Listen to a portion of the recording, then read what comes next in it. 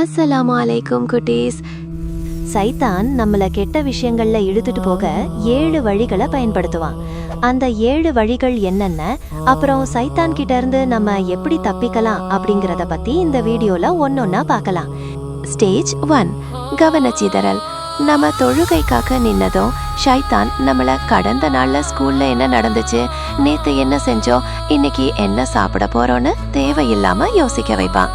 இதனால நம்மளால தொழுகையில முழுசா கவனம் செலுத்த முடியாது. ஸ்டேஜ் 2, ஷைத்தான் நம்மளோட கடமைகளை தள்ளி போட செய்வான். உதாரணத்துக்கு ஃபஜர் தொழுகைக்கு எழுந்திருக்கணும், ஆனா இன்னும் கொஞ்ச நேரம் தூங்கலாம், அப்புறம் பாத்துக்கலான்னு தோண வைப்பான். இது படிப்படியா நம்மள சோம்பேறியாக்கி கடமைகளை மறக்கடிச்சிடும்.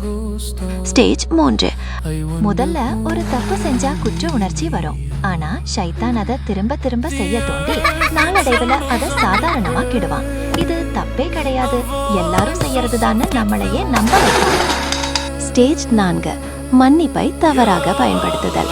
ஷைத்தான் நம்ம கிட்ட அல்லாஹ் ரொம்ப பெரியவன், ரொம்ப கருணையானவன், நீ என்ன தப்பு செஞ்சாலும் மன்னிச்சிடுவான், அதனால நீ கவலைப்பட வேணான்னு சொல்லி நம்மள திரும்ப திரும்பவும் தப்பு செய்ய வைப்பான். ஆனா நம்ம இந்த வலையில மாட்டிக்க கூடாது. ஸ்டேஜ் 5, குற்ற உணர்ச்சியை ஆயுதமாக்குதல். நம்ம செஞ்ச தவறுதலை நினைச்சு நம்மள வருத்தப்பட வைப்பான் ஷைத்தான். நீ நிறைய தப்பு செஞ்சுட்ட, அல்லாஹ் உன்னை மன்னிக்கவே மாட்டான்னு குற்ற உணர்ச்சியை தூண்டி நம்மள துவண்டு போக செய்வான். ஆனா ஷைத்தான் நம்மள குற்ற உணர்ச்சியில தள்ளும்போது நாம சோர்வடைஞ்சிடக்கூடாது. முழு மனசோட தௌபா செஞ்சு அல்லாஹ்விடம் மன்னித்து கேட்கணும். அல்லாஹ் மன்னிச்சிடுவான்னு நினைச்சு நம்ம திரும்ப திரும்பவும் தப்பு செய்ய கூடாது.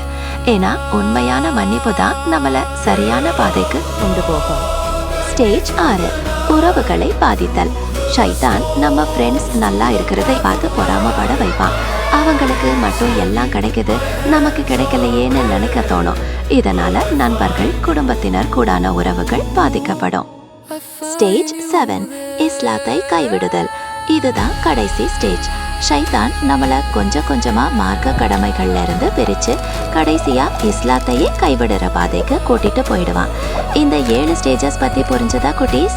ஷைத்தான் நம்மள கெட்ட பாதைக்கு இழுக்க பார்ப்பான். அதுல இருந்து தப்பிக்கிறதுக்கு நம்ம சில விஷயங்களை தொடர்ந்து செய்யணும். 1, அல்லாஹ் கிட்ட பாதுகாப்பு தேடணும். தினமும் அஊது பில்லாஹி மினஷ் ஷைத்தானிர் ரஜீம் அப்படின்னு சொல்லணும். இது ஷைத்தானை நம்ம கிட்ட நெருங்க விடாது. 2வது முக்கியமான விஷயம், 5 வேளை தொழுகைகளை விடாமல் தொடர்ந்து செய்யறது. இது ஷைத்தானோட தூண்டுதல்கள்ல இருந்து நம்மள பாதுகாக்கும். 3வது விஷயம், தினமும் குர்ஆன் ஓதுறதும் அல்லாஹ்வை நினைச்சு திக்ர் செய்யறதும். இதெல்லாம் நம்ம ஷைத்தானோட கெட்ட எண்ணங்கள்ல இருந்து விலகி இருக்க உதவும். ஓகே குட்டீஸ், இதெல்லாம் செஞ்சு நம்ம ஷைத்தான் கிட்ட இருந்து தப்பிச்சுக்கலாம். வேற ஒரு வீடியோல நான் உங்களை மீட் பண்றேன். பாய்.